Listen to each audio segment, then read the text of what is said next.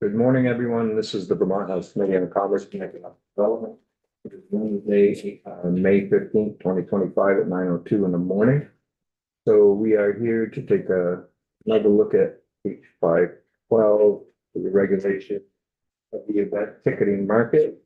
And we had to commit the bill sponsor with us, Representative Harrison. Thank you for joining us this morning. Thank you, Mr. Chairman.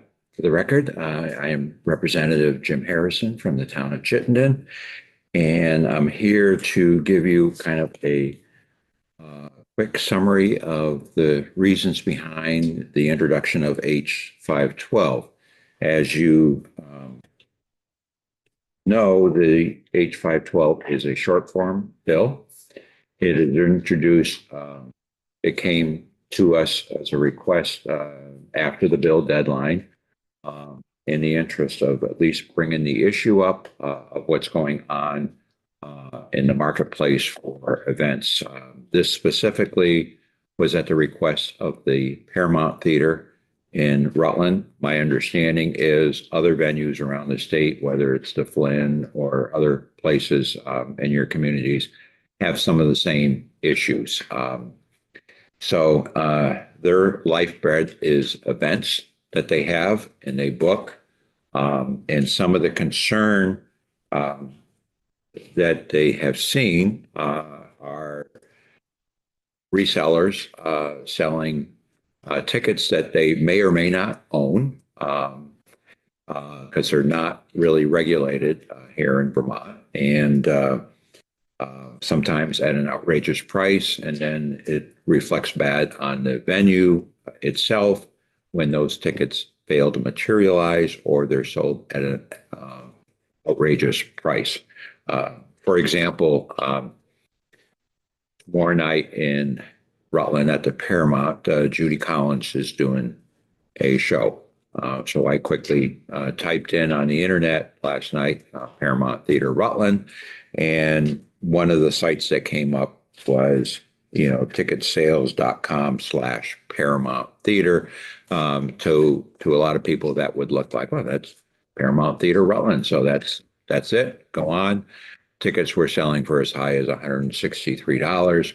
If you go on to Paramount's real site directly, there are tickets available. The highest price tickets, $49 plus tax. So what ends up happening is, well, that's outrageous. If you pay it or don't pay it. I had a show that I was looking at to going at the Flynn, and one of the sites that I typed in had, this was a while back, $350. Oh, can't do that. For 2 tickets, that would be $700.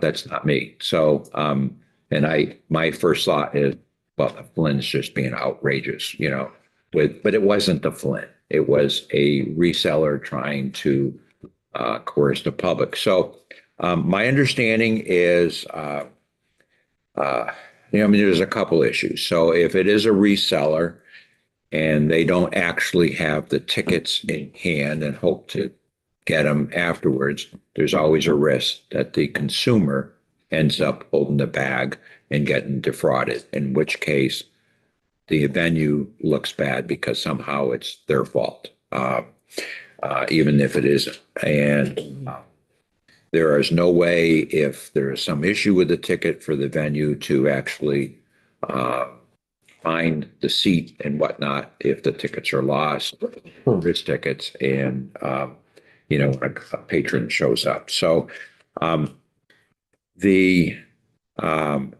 I don't want to speak for all I know the Paramount believes that the New York law is something worth looking at.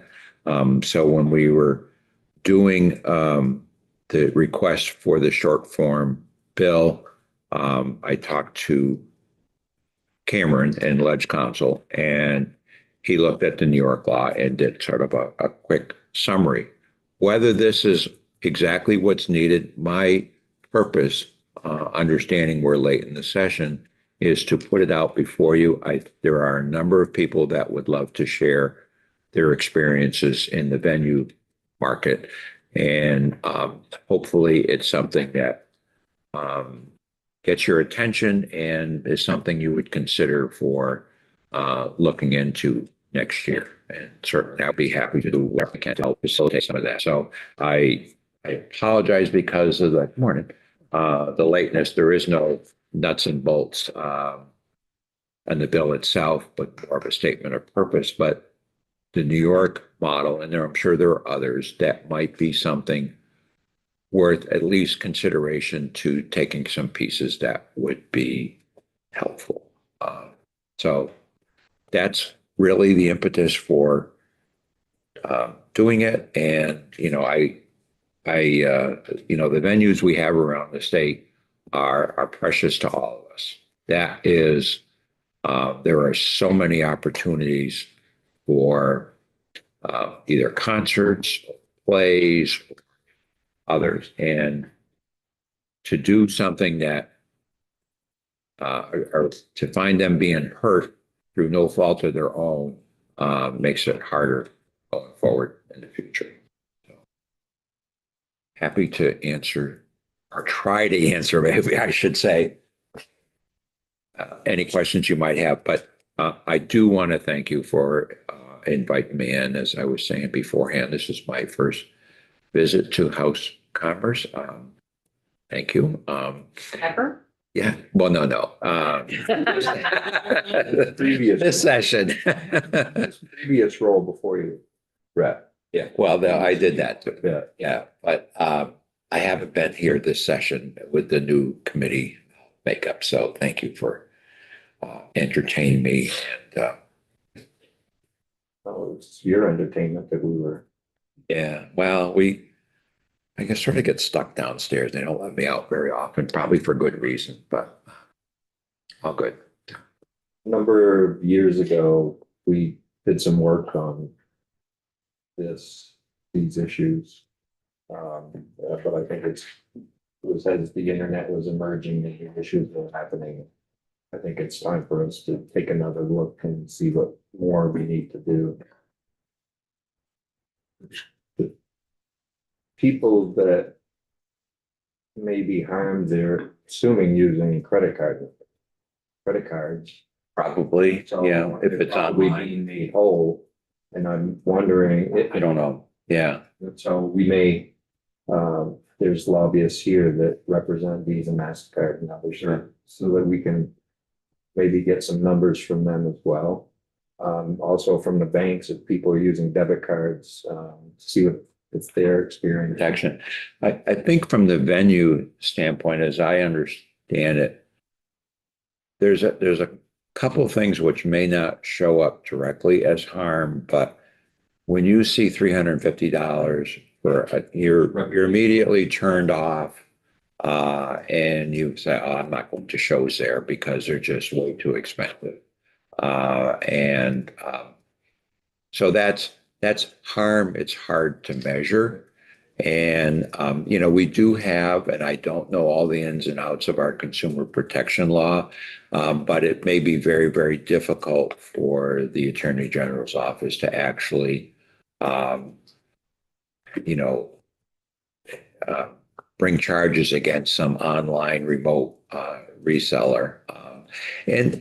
And people are very creative today. I mean, I noticed myself if I was looking to book a hotel, you just type in, the hotel name and you'll come up with a lot of sites that sound like it's the hotel directly, but it's not. And in that case, it may not be as much of an issue, but I prefer to book directly with the hotel or directly with the airline so that I know what my recourse is if I have to change my plans. But the venues, they could be, the site I went to kind of suggested almost sold out. So like, you better get your tickets now. Last night for Judy Collins, and there are plenty of seats available. It's a weekday night, and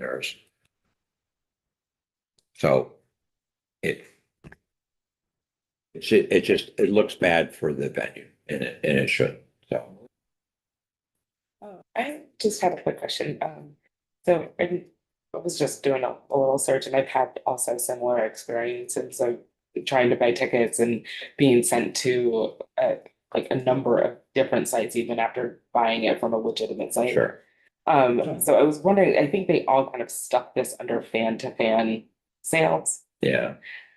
Did you have any thoughts about how to mitigate that and also mitigate for actual people who like may have an extra ticket Sure. and would like to? Yeah, no, there are legitimate services out there.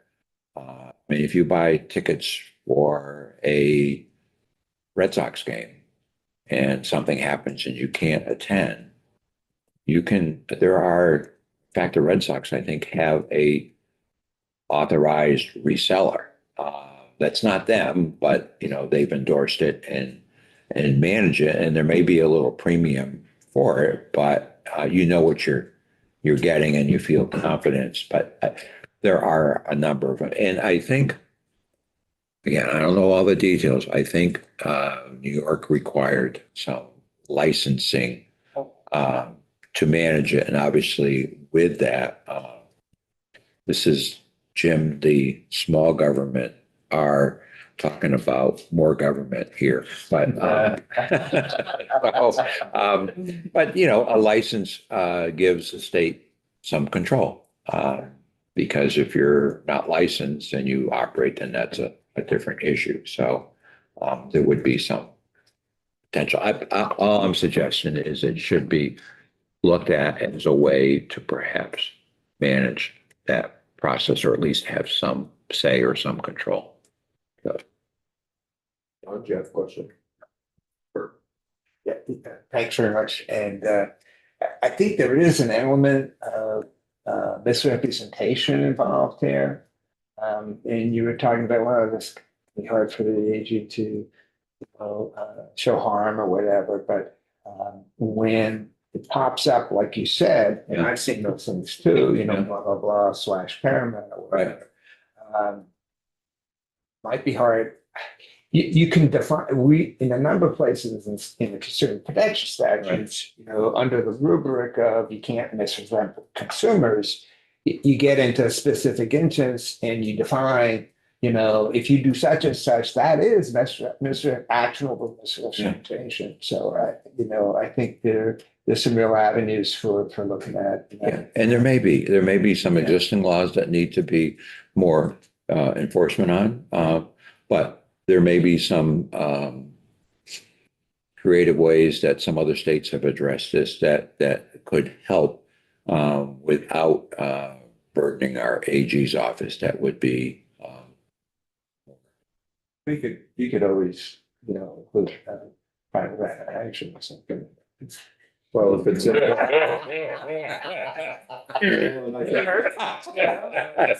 Just made a joke, everybody. I don't know that it is. I think that Jim was talking and Yeah. people are left without the Attorney General being able to do anything, and that's where the private right of action does come in. And it is part of the consumer protection bill.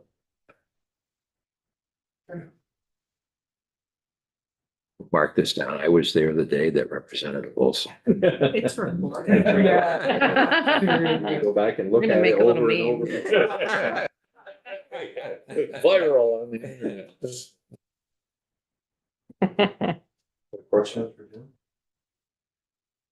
Thank you. Yeah, I think, we're gonna start taking some testimony on this.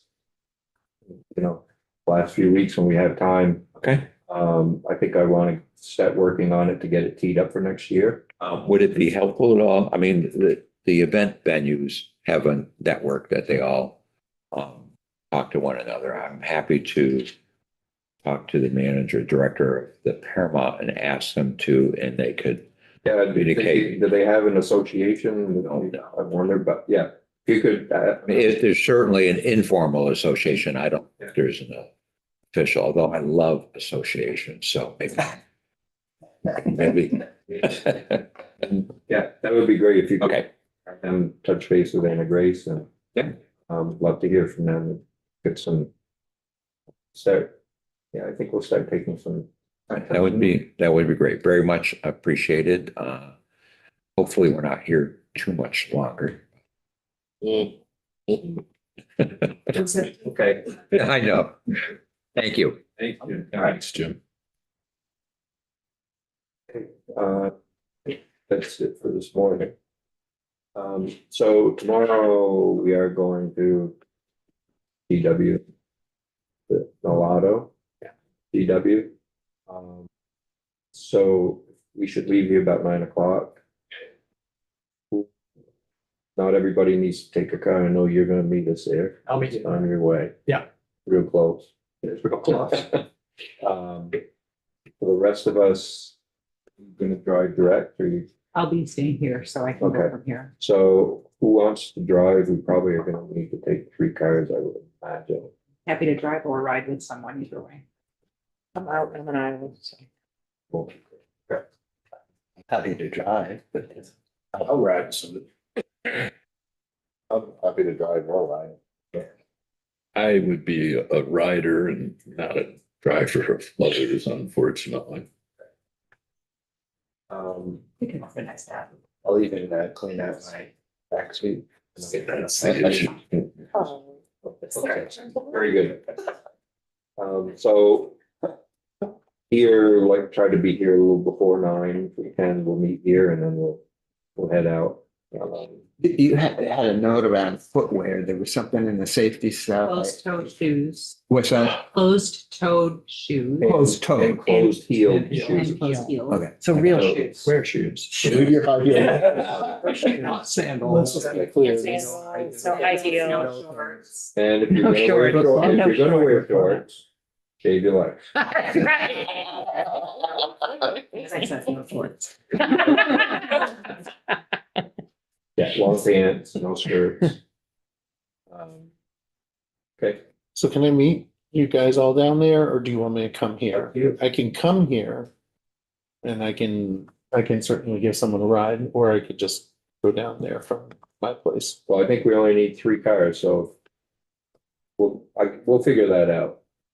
I think we can chat later today on who's gonna drive but we'll all meet here before 9. Okay,